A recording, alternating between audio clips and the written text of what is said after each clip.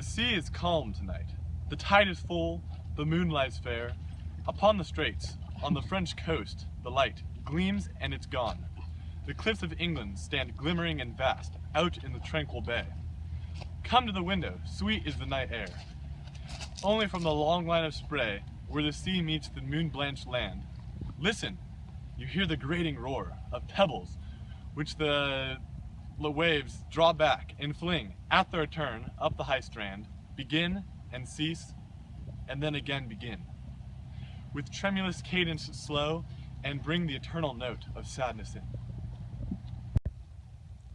Sophocles long ago heard it on the Aegean, and it brought into his mind the turbid ebb and flow of human misery.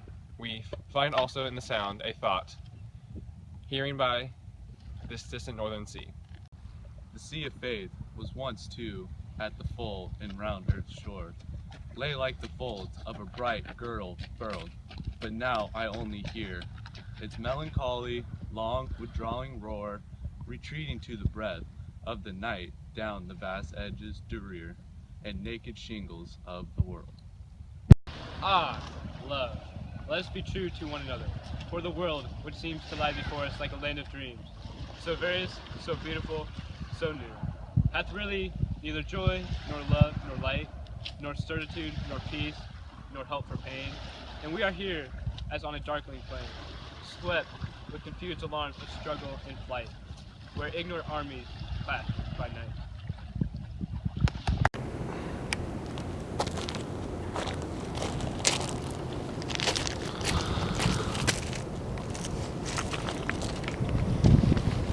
In the poem Dover Beach, there isn't much of a rhyme scheme, but an example of a rhyme scheme is in the second stanza when it's an A-B-A-C-B-C rhyme scheme. It's an iambic through some part of the poem, but the rest is just a free write.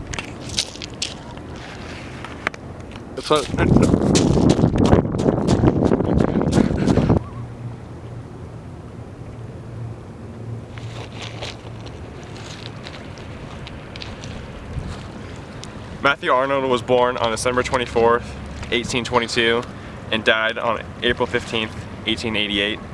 Throughout his life, he was a scholarly man. Throughout his life, he also attended a numerous amount of colleges, including Winchester College, Rugby School, and Oxford. In 1857, he became a professor of poetry at Oxford University. Matthew Arnold was also the first poet to ever recite a poem in English rather than Latin in Oxford. Drop the mic. A note on Matthew Arnold's social life is that he was friends with William Wordsworth and had an influence on his work as well. The public overall viewed him as a good poet, though his views on religion were somewhat controversial. He focused more on literary aspects of religion rather than God, and he did not believe in any supernatural parts of religion.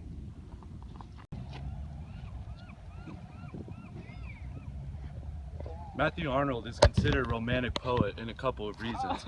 One major characteristic of romantic writing is a focus on nature. The whole poem talks about nature in depth, specifically the ocean and the beach. Arnold was close friends with William Wordsworth, who wrote about nature and beauty very often. And his work may have influenced Arnold, also a romantic poet, also tends to have the element of religion in it. This whole poem is basically a metaphor for the receding of faith in society, so it ties in with the romantic writing in the sense as well.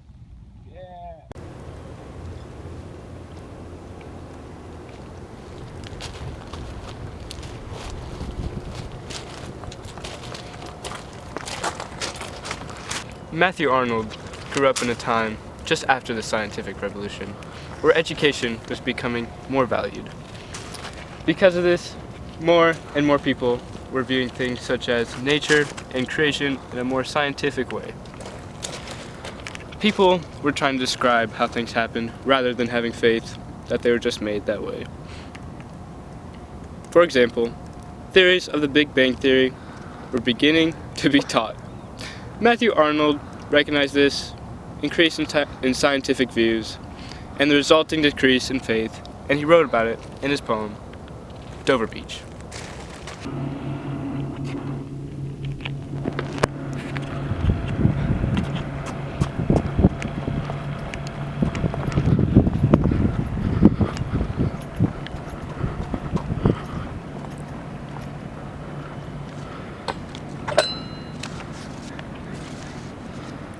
Matthew Arnold valued religion and wrote about it in other pieces besides Dover Beach. For example, in his poem, Immortality, Arnold discusses getting to the afterlife.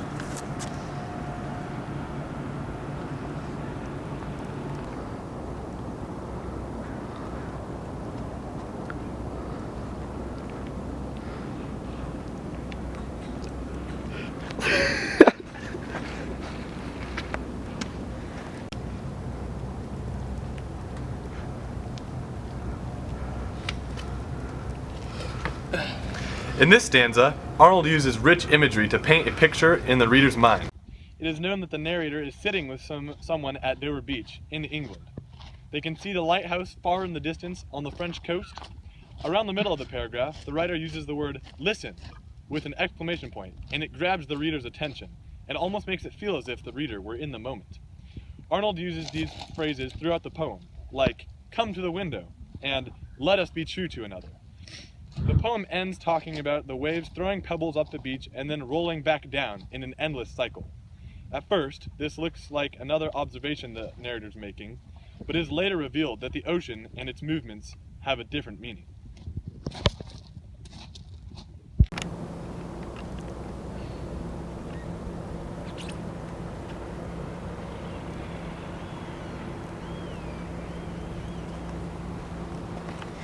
In stanza, the narrator is standing on a beach, and the sounds of the waves remind him of a ancient Greek playwright called Sophocles. And in the playwright, it's about a dark and depressing story where all the characters at the end die. And so he describes the water of on the beach kind of like dark and muddy, so it reminds him of that playwright. And then towards the end of the stanza, it says, "we." And that means that he's not alone on the beach, he's with someone. And it says that also that the waves remind him of something else, but remind them something else, but it's not clear what it reminds him of.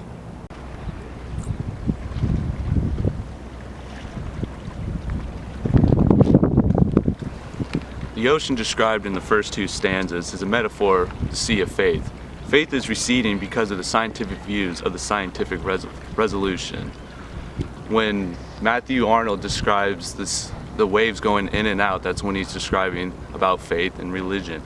In the last few lines, he's talking about how faith is being lost.